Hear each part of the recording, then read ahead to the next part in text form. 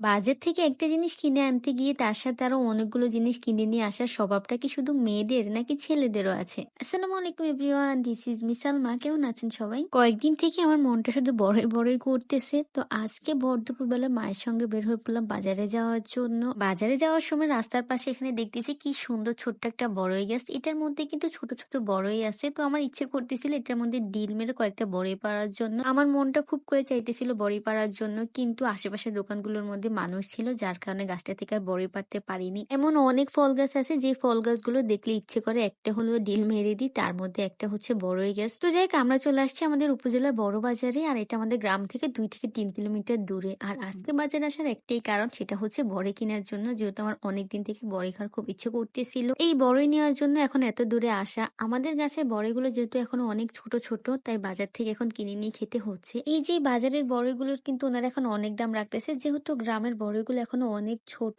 সবার কিন্তু প্রথমে এভাবে আমার মতো বড়ি খাওয়ার ইচ্ছে করে, তাই সবাই এসে বাজার থেকে কিনে নিয়ে যায়। আর দোকানদাররা হচ্ছে এই সুযোগটাকে কাজে লাগাচ্ছে, সুযোগের সৎ ব্যবহার, অনেক বেশি করে দাম নিয়ে যাচ্ছে আমাদের থেকে। তো যাই হোক, এরপর হচ্ছে এই যে কিছু বোম্বে মরিচও নিয়ে নিলাম। যেহেতু আমি প্রচুর পরিমাণে জাল খেতে পছন্দ করি, এই জন্য এই মরিচটা আমার কাছে বেশি ভালো লাগে। তবে বোম্বে মরিচের যে জিনিসটা আমার কাছে সবচেয়ে বেশি ভালো লাগে সেটা হচ্ছে বোম্বে মরিচের গ্রানটা।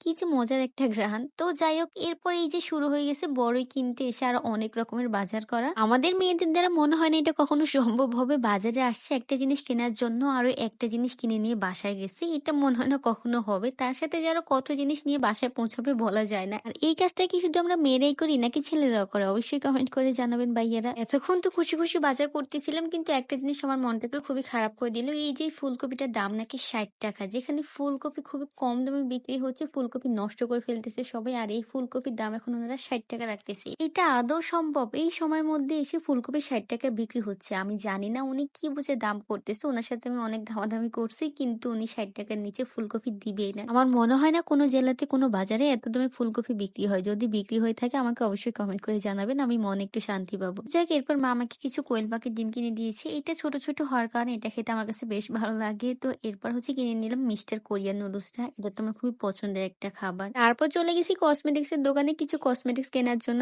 তবে ভাই, এই কসমেটিক্স গুলোর মধ্যে কিছু কিছু কসমেটিক্স আছে যে জিনিসগুলো আমরা মোটেও ঠিক মতো রাখতে পারি না। আপনি যদি আমাদেরকে পুরো দোকানটা কিনে দেন, কয়েকদিন পরে দেখবেন যে ওই কিছু কসমেটিক্স একেবারে গায়েব, আমরা খুঁজেই পাচ্ছি না। এই যে আমাদের সেফটি পিন, চুলের জন্য ক্লিপ, ব্যান্ড, এই জিনিসগুলো যদি একটা একটা করে দোকানে আমাদেরকে দিয়ে দেওয়া হয় না, কয়েকদিন পরে দেখবো সবকিছুই খালি, কিচ্ছু নেই। আমরা মেয়েরা এই কসমেটিক্স গুলো যতই যত্ন করে রাখি না কেন, এই জিনিসগুলো আমাদের কাছে থাকে না। কয়েকদিন পর পর এগুলো আমাদেরকে কিনতে হয়। আর আমি তো অলরেডি আমার সেফটি পিন, ক্লিপ সবকিছু হারায় বসে আছি, তাই এই জন্য আজকে আবার কিছু জিনিস কিনে নিলাম। কসমেটিক্স এর দোকানে আসলে আমি তেমন একটা জিনিস কিনি না, তবে বেশি হচ্ছে দেখি এই যে কি সুন্দর সুন্দর জিনিস। তো যাক, এরপর হচ্ছে আমার মিউ সুকুন সবার জন্য কিছু চিপস কিনলাম, আর এরপর বাসায় চলে যাচ্ছি। তো যাই হোক, ভিডিও আজ এই পর্যন্ত। সবাই ভালো থাকবেন, সুস্থ থাকবেন, সবাইকে আল্লাহ হাফেজ।